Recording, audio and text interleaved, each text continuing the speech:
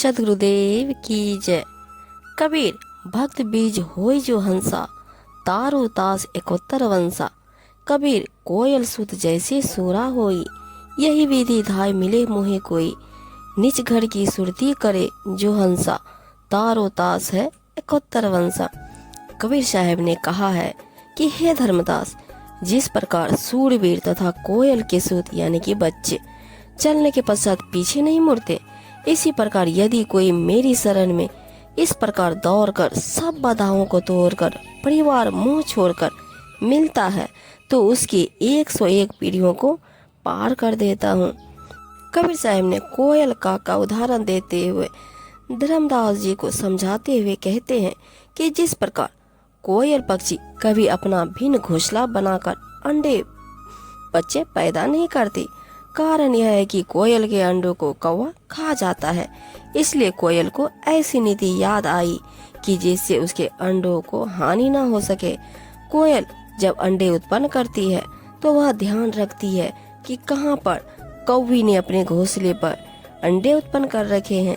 जिस समय कौवी पक्षी भोजन के लिए दूर चली जाती है तो पीछे से कोयल उस कौवी के घोंसले में अंडे पैदा कर देती है और दूर वृक्ष पर जा बैठ जाती है या आसपास ही रहती है। जिस समय कौवी घोंसले में आती है तो वह 2 के स्थान पर 4 अंडे देखती है। वह नहीं पहचान पाती कि तेरा अंडा कौन सा है, अन्य के कौन से है, इसलिए वह चारों अंडों को पोषण करके बच्चे निकाल देती है। कोयल भी आसपास ही रहती है। अब कोयल भी अपने बच्चे को नहीं पहचानती है क्योंकि सब बच्चों का एक जैसा रंग होता है। जिस समय बच्चे उड़ने लगते हैं तब कोयल निकट के अन्य वृक्ष पर बैठकर कुहू कुहू की आवाज लगाती है।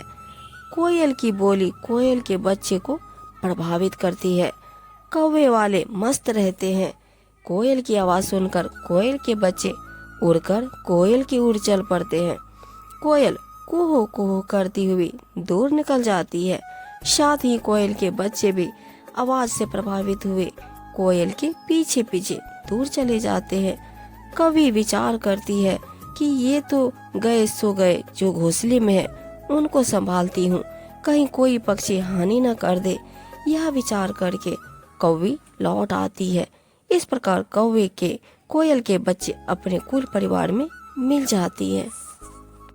कबीर साहब ने धर्मदास को समझाया कि हे धर्मदास, तेरा पुत्र नारायण दास काग यानी काल का बच्चा है, उसके ऊपर मेरे प्रवचनों का प्रभाव नहीं पड़ा। आपके ऊपर मेरी वाणियों का प्रभाव हुआ और आप खींचे चले आए। काल के अंश नारायण दास पर कोई असर नहीं हुआ। यही कहानी प्रत्येक परिवार में घटित होती है। जो अंकुरी हंस यानी पूर्व जन्म के भक्ति संस्कारी जो किसी जन्म में कबीर साहब के सत्य कबीर पंथ में दीक्षित हुए थे परंतु मुक्त नहीं हो सके, वे किसी परिवार में जन्मे हैं। सदगुरु की कबीर जी की वाणी सुनते ही तरफ जाते हैं। आकर्षित होकर दीक्षा प्राप्त करके शिष्य बनकर अपना कल्याण कराते हैं।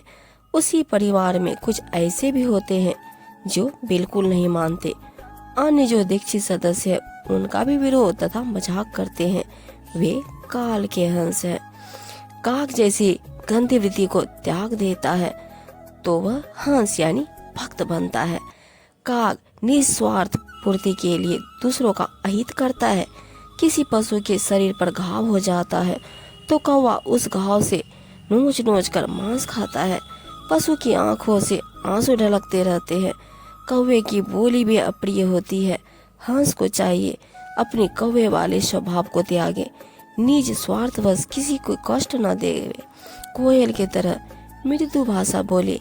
यही लक्षण भक्त के होते हैं।